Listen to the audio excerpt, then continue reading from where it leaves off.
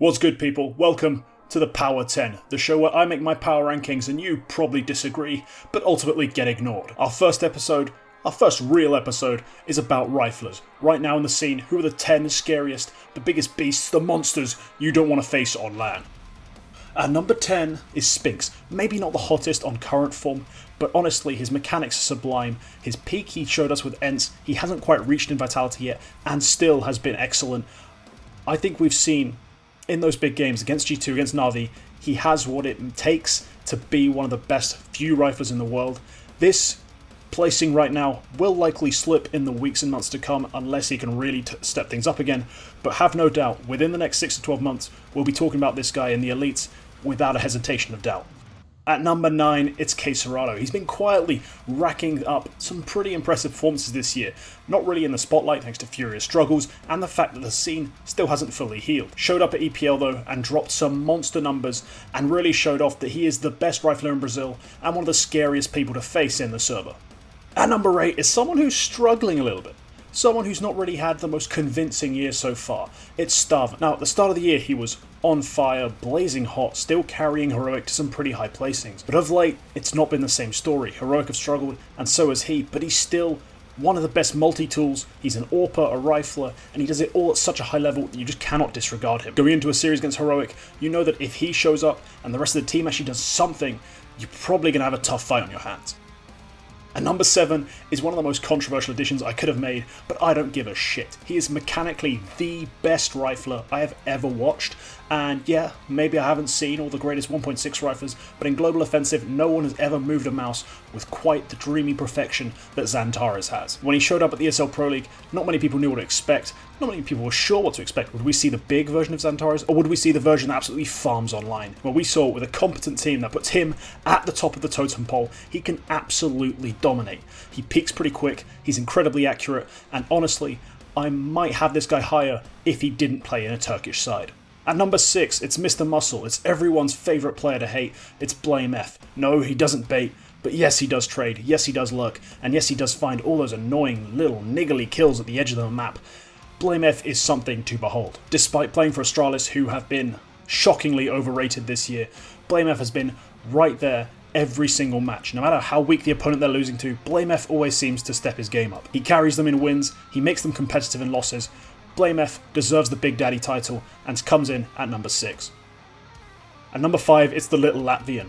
Small package, but a lot of punch. He came into Liquid and almost singly fixed their problems. Sure, we've seen a drop-off from Elige of late that has made some people question if it's all worth it, but the results speak for themselves. They've made top 4s, they've made a grand final, they've actually looked like a really good tier 1 competent side. Something they haven't done for a while. Yekendar's here to stay, and yeah, the tagline doesn't lie. He is the best Inferno player in the world.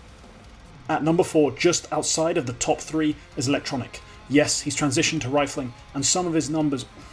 Yes, he's transitioned to IGLing, and no, not all of his numbers have maintained. But damn it, it's Electronic. I don't care about the numbers, I don't care about the narratives. He still looks amazing, he still has some absolutely ridiculous performances, and he totally deserves to maintain his spot within the top 5 riflers in the world. When looking at Na'Vi going into the major, people should still be afraid. On their day, they still have 2 elite riflers and the best player in the world, and there's no reason you should take this team lightly. Sure, Electronic has been slightly dampened in his power, but he's still a force to be reckoned with. At number 3, we have a player we really have to look beyond the stats for. Rops may not have the most outstanding stat line, but he does play on an incredibly stacked team with 4 different win conditions. The difference is, he is the most winningest of them all. He does everything right, he's the master of the micro, and I'm not talking about anything inappropriate here. He really does all the little details perfectly correct. His playstyle, whilst lurking and taking space around the map, still allows the rest of his team to flourish, and then when Rops gets those limited opportunities that so many passive, supportive almost players don't make the most of, he does. He explodes, he gets loads of frags when he needs them, and he really is a crucial part of this all-beating FaZe roster. At number 2, it's Axile.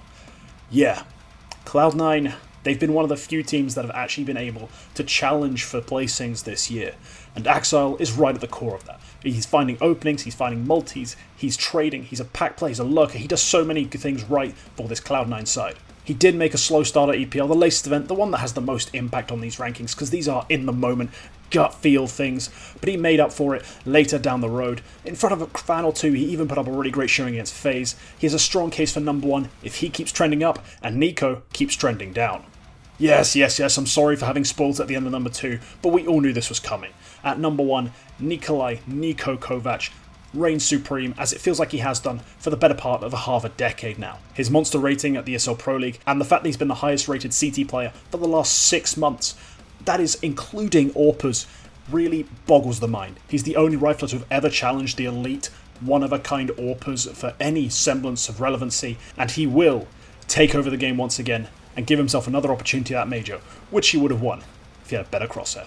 And thanks for tuning in. If you're watching this on the live stream, have fun in chat. And if you're watching this on YouTube, well, you missed a trick.